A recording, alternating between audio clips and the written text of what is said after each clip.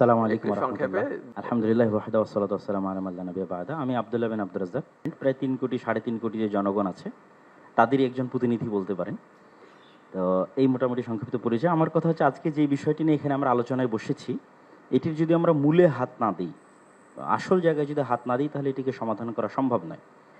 বাংলাদেশে যে সকল ধর্মের মধ্যে সম্প্রীতি বিরাজ করে তার সবচেয়ে বড় উদাহরণ হচ্ছে সাইফুল ইসলাম আলিফ হত্যার পরও বাংলাদেশে কোথাও কোনো প্রকার দুর্ঘটনা সংঘটিত হয়নি এবং সকল আলেম ওলামা নিজ নিজ জায়গা থেকে, আমি আমার জায়গা থেকে, সকল জ্ঞানীগুণী আলেম ওলামা নিজ জায়গা থেকে ফেসবুকে বক্তব্যে সবাইকে শান্ত থাকার আহ্বান করেছে। সুতরাং আমাদের দেশে সাম্প্রদায়িক সম্প্রীতি আছে, কথা শতভাগ সত্য। তারপরও আমাদেরকে বসতে হচ্ছে কেন? ওই জায়গায় আমাদের হাত দিতে হবে। আমরা আসলে ভূ রাজনৈতিক আন্তর্জাতিক রাজনীতির শিকারে পরিণত হয়েছি। এই জায়গায় যদি আমরা সমাধান করতে চাই তাহলে আমাদেরকে লক্ষ্য রাখতে হবে বড়। লক্ষ্য বড় রাখলে স্যার আপনার জন্য এটি সমাধান করা সুবিধা হবে।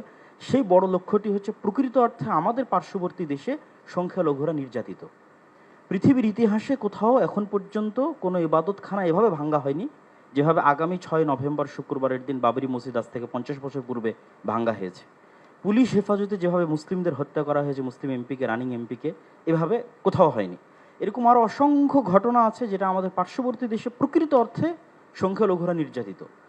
আমাদের দায়িত্ব মানুষ হিসেবে এবং তাদের পার্শ্ববর্তী দেশ হিসেবে, এবং 47-এ আমরা যে ওয়াদা দিয়ে এই দেশটাকে স্বাধীন করেছিলাম সেই ওয়াদা রক্ষার্থে আমাদের দায়িত্ব হচ্ছে আমাদের পার্শ্ববর্তী দেশের সংখ্যালঘু নির্যাতনের প্রতিবাদে আমাদেরকে আওয়াজ ওঠানো।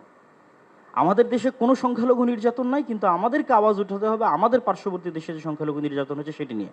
এই জন্য আমি আহ্বান জানাবো আমাদের মাননীয় প্রধান উপদেষ্টার প্রতি যে তিনি যেন এই বিষয়টির প্রতি দৃষ্টি দেন এবং সবাই আপনার সাথে আছে। গতকাল রাজনৈতিক দলগুলোকে দেখেছেন, আজকে ধর্মীয় নেতাদের দেখছেন, সকলেই আপনার সাথে আছে এবং আপনার হাতকে মজবুত করার জন্য দেশে যে জাতিগত ঐক্য তৈরি হয়েছে এটিকে আপনি সাহস হিসেবে ধরে নিন।